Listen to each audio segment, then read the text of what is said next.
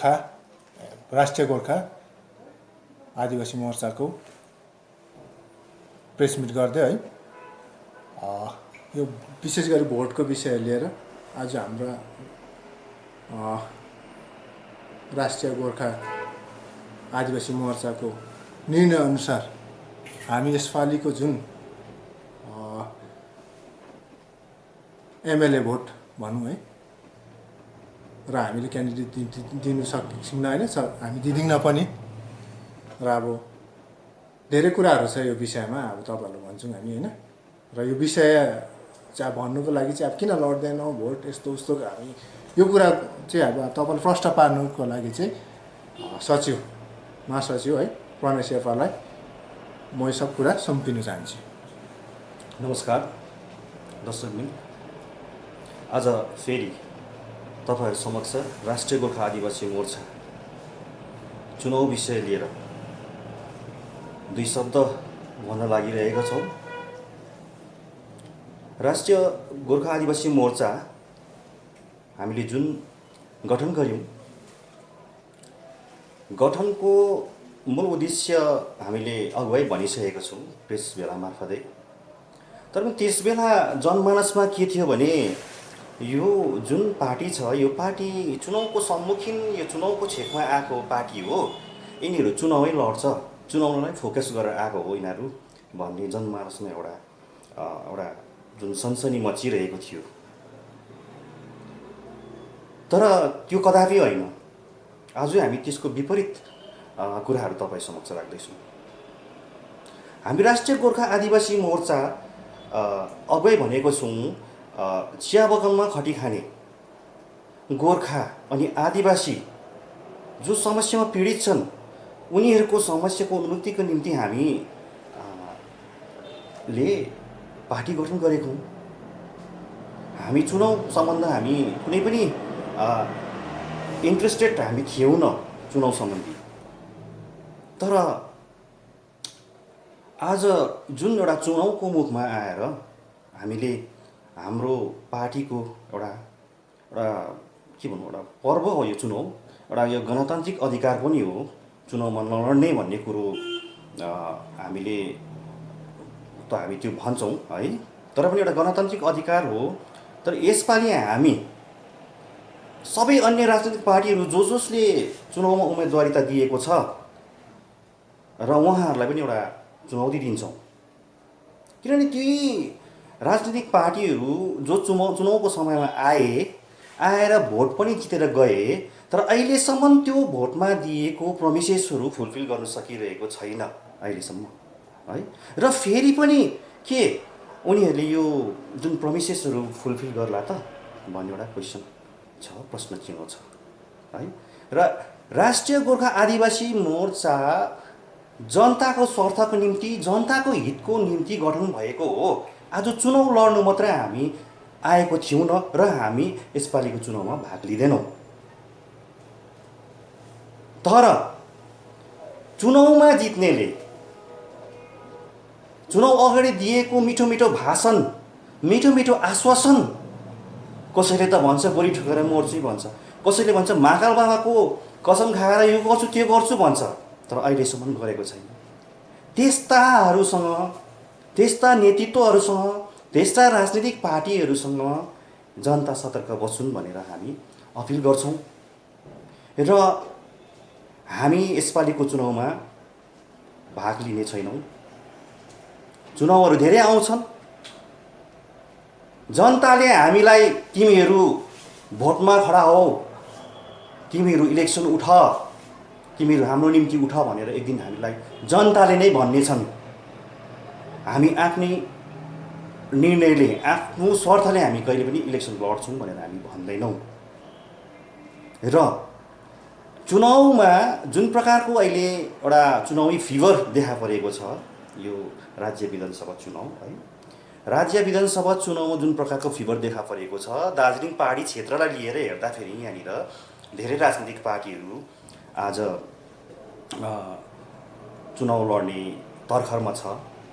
जस्तै कि BJP party भयो, टिएमसी भयो र अन्य क्षेत्रीय पार्टीहरू पनि छन् है। र म भन्न चाहन्छु भारतीय जनता पार्टी अगुवै धेरै प्रकारको श्रमिक विरोधी कानुन, किसान विरोधी कानुन, भारतीय नागरिकहरूलाई त्रसित बनाएर एनआरसी जस्तो, एनपिआर जस्तो, सिसिए जस्तो कानुनहरू उनीहरूले पारित गरिरहेका छन् है। र जुन एउटा हाम्रो भारतवर्ष एउटा के हो, एउटा गणतान्त्रिक देश हो, एउटा भारतमा एउटा संविधान छ, संविधान मुताबिक एउटा धर्मनिरपेक्षताको, सेकुलरिजमको कुरा छ यहाँनिर। र यहाँनिर विशेष गरी भाजपा पार्टीले हिन्दू, मुस्लिम र अन्य धार्मिक सम्प्रदायमा विभेद ल्याउने कामहरू पनि गरिरहेको छ। हामी भन्छौँ हामी भारतीय नागरिक हौँ। भारतीय नागरिक भएपछि भारतीय नागरिकको तौरले नै हामी भारतमा हाम्रो जिउने अधिकार पाउनुपर्छ। हाम्रो एउटा मौलिक अधिकार, हाम्रो फन्डामेन्टल राइट्स जुन छ, हामीले त्यो अधिकार पाएको हुनुपर्छ। र यो जुन प्रकारको भारतीय नागरिक, हामी एउटा सिङ्गो भारतीय नागरिक, एउटा सेकुलरिजममा विश्वास गर्ने हामी एउटा भारतीय नागरिकलाई हिन्दू, मुस्लिम केमा एउटा टुक्रा टुक्रा पार्ने यो एउटा भारतीय जनता पार्टीको जुन एउटा उद्देश्य छ, त्यो उद्देश्य कदापि राम्रो होइन। र त्यो कुरोलाई हामी भत्सना पनि गर्छौँ। र गोर्खाहरूलाई दिएको सपना, भारतीय जनता पार्टीका प्रमुख सम्माननीय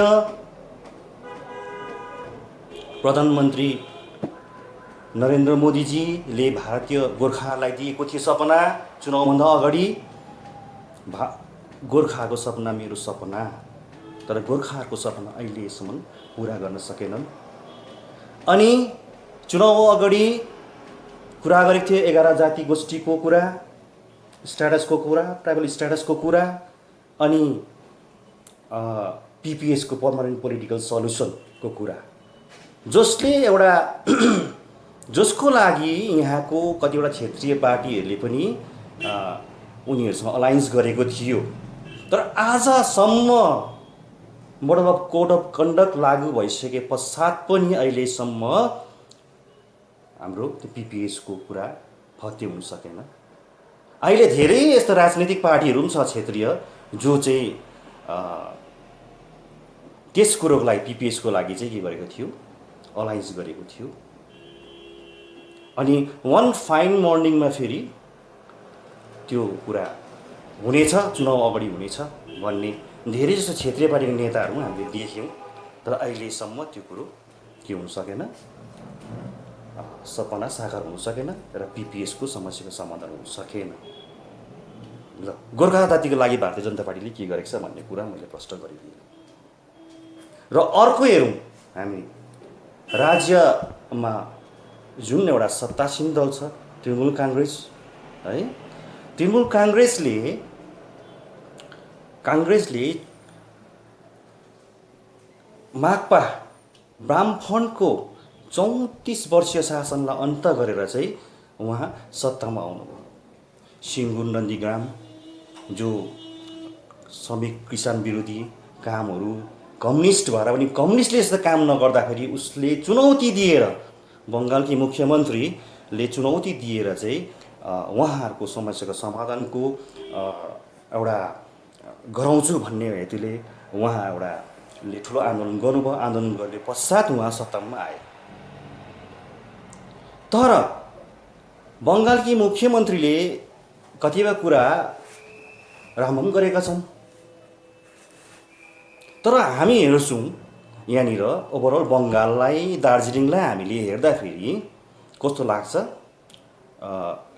यो तृणमूल सरकार आइसकेपछि बङ्गालमा ज्यादा नै खुन खराबी बढेर गएको छ।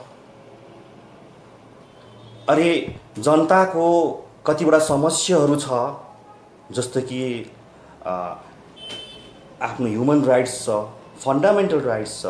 ह्युमन राइट्सको निम्ति बोल्दा फेरि हामीलाई यो दिनुपर्छ, हामी यो समस्यामा छौँ भन्दाखेरि मुख थुन्नु लगाएर मुख बन्द गर्नुको लागि धेरै फल्स केसेसहरू फेक केसेसहरू पनि हामीमाथि लाउने गरे र गणतन्त्रको यहाँनिर पूर्ण रूपले हनन भएको छ तृणमूल सरकारमा पनि। हामी नै हो बङ्गालको अधीनस्थ राज्यको अधीनस्थ जति पनि कुराहरू थियो जो हामीले पाउनु, जस्तै कि चिया बगानको मिनिमम वेजको कुरा, जमिनको खतियोन पर्जापट्टा, जमिनको मालिकाना अधिकारको कुराहरू हामीले गर्दाखेरि हामीलाई पनि फेक केसेसहरू लगाएर 2 वर्ष त हामी जेल कोर्ट धाउनु पर्यो यस्तो स्थिति।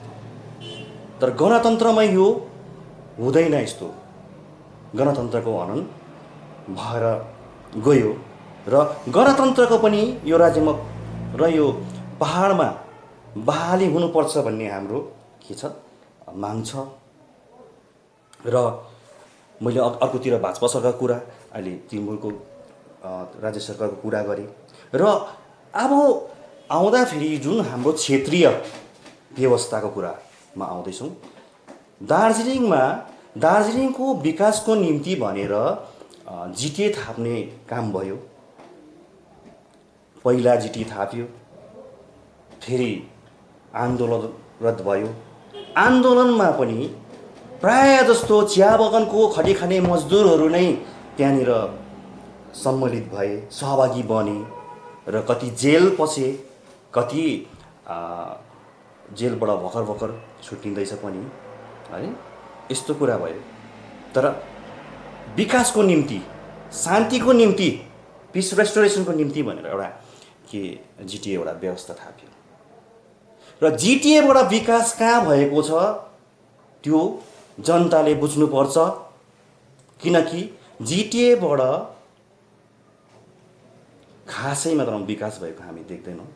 किनकि विकास भनेपछि यहाँको शैक्षिक, सामाजिक, अर्थनैतिक विकास भएर जानुपर्छ।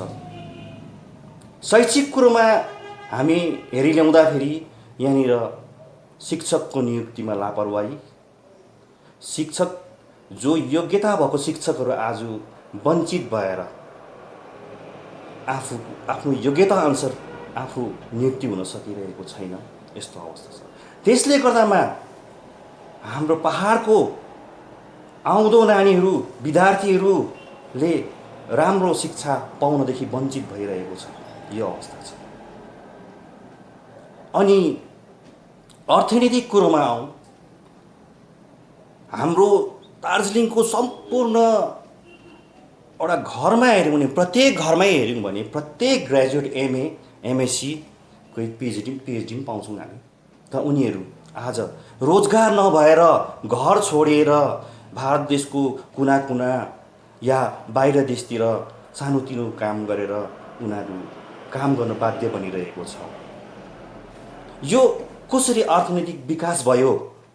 रोजगारको यहाँनिर खै रोजगारको यहाँनिर व्यवस्था किन हुन सकेन? जिटिए के को निम्ति थापेको? यहाँ हामी देख्छौँ अहिले शैक्षिक विकास त भएन, अर्थनैतिक रोजगारको विकास त भएन। त्यसमाथि पनि यहाँनिर के छ भने हाम्रो दार्जिलिङ पहाडको मूल अर्थनैतिक मेरुदण्ड भनेको नै चिया बगान हो। आज चिया बगानको तपाईँले स्थिति हेर्नुहोस्, चिया बगानको स्थिति यस्तो डावाडोल छ।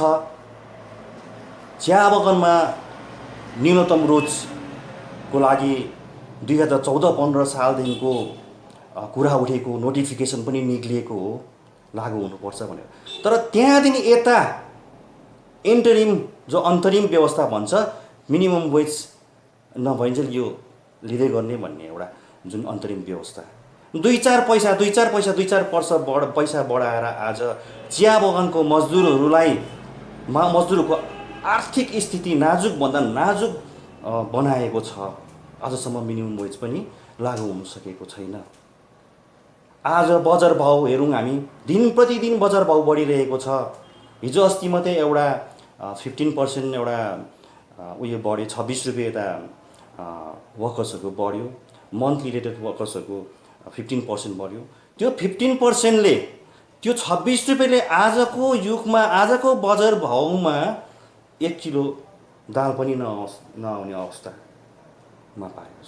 नानीहरूलाई शिक्षा कसरी दिनु, शिक्षाको निम्ति र अन्य कुराहरूको निम्ति त्यही 202 रुपियाँले नै टार्न परिरहेको छ, बाध्य भइरहेको छ। अरू कल्चरल ट्रेडिसनल फङ्सन पनि त हुन्छ हाम्रो, धेरै कुरामा मिटअप गर्नु साह्रो पर्छ त्यो पैसाले। र शिक्षाको यही जुन जिटिए एउटा व्यवस्था थाप्यो, यो व्यवस्था थापिसकेपछि त्यो कुरोहरूको समस्याको समाधान गर्छु भनेर थापिसके त्यो कुरोहरू आज किन भएको छैन? देख्छौँ हामी मेन रोड देख्छौँ अलकत्र निकै मोटा अलकत्रे सडकहरू छापिएको, तर गाउँ बस्तीको सरकारी योजनाहरूबाट आएको बाटोघाटोहरू तपाईँहरूले हेर्नुहोस् कस्तो जीर्ण अवस्थामा छ, एकदम जीर्ण अवस्थामा छ। सब 6 महिना बिति नसक्दा डल्लै पानीले बगाएर त्यो खाडल बनाइदिएको छ रोडहरू, जसको लागि यातायातको निम्ति बिरामीहरू अस्पताल पुर्याउन समयमा पाइरहेको छैन। आधा बिचमै बिरामीहरूले दम तोडिरहेको छ, प्राण त्याग गरिरहेको छ। यस्तो अवस्था छ र विकास चाहिँ वास्तविक विकास हुनुपर्छ भन्छौँ हामी। यो विकासको निम्ति थापेको भने वास्तविक विकास हुनुपर्छ। 2017मा सम्पूर्ण जनताहरू आन्दोलनमा उत्रिए, चिया बगानको जनताहरू 105 दिन आफूले खाए नखाए आन्दोलनमा उत्रे। तर 2017मा 105 दिन आन्दोलन गरेको ती मजदुर कर्मचारीको, चिया बगान मजदुर कर्मचारीको एउटा केही अहिलेसम्म केही क्षतिपूर्ति केही पनि पाउन सकेन, पैसा रुपियाँ केही पाउन सकेन।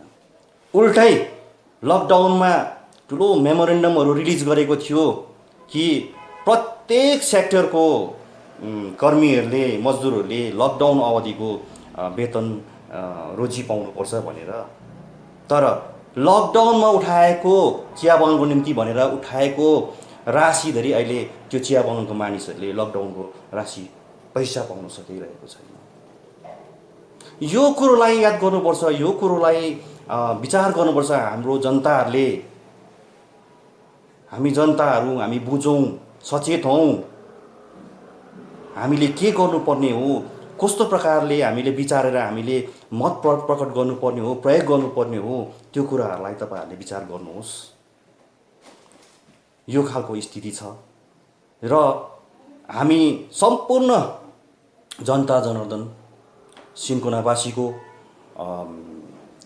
वनबस्तीको, डिआई फन्डको जमिनको, पोटेटो फार्म एरियामा बस्ने मानिसहरूको पनि आज जमिनको अधिकारहरू छैन। उनीहरू जमिनको अधिकारहरू वञ्चित भइरहेको छ र त्यसको निम्ति हामीले मत प्रयोग गर्नुपर्ने हो।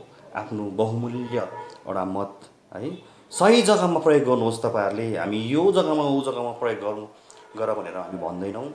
र तपाईँहरूको एउटा भोटको जुन महत्त्व छ, त्यो महत्त्वले तपाईँको 5 वर्षको भविष्य सुध्रोस् भनेर चाहिँ हामी भन्छौँ।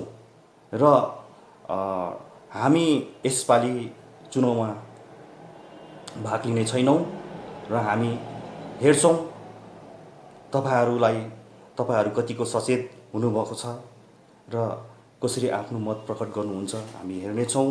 हामी तपाईँहरूकै निर्णयलाई हामी सिरोपर गरी तपाईँहरूले आउँदो इलेक्सनमा पनि तपाईँहरू उठ्नुहोस्, तपाईँहरू इलेक्सनमा खडा हुनुहोस् भन्यो भने तपाईँहरूको आग्रह अनुसार हामी अवश्य नै भोटमा लड्नेछौँ। किनभने तपाईँहरूको निम्ति हामी आएको हौँ, तपाईँहरूको निम्ति हामीले यो राजनैतिक पार्टी गठन गरेको हौँ भन्दै सम्पूर्ण जनता जनार्दनलाई अपिल गर्दै यो सानो प्रेस भेला हामी समाप्त गर्न लागिरहेका छौँ। धन्यवाद।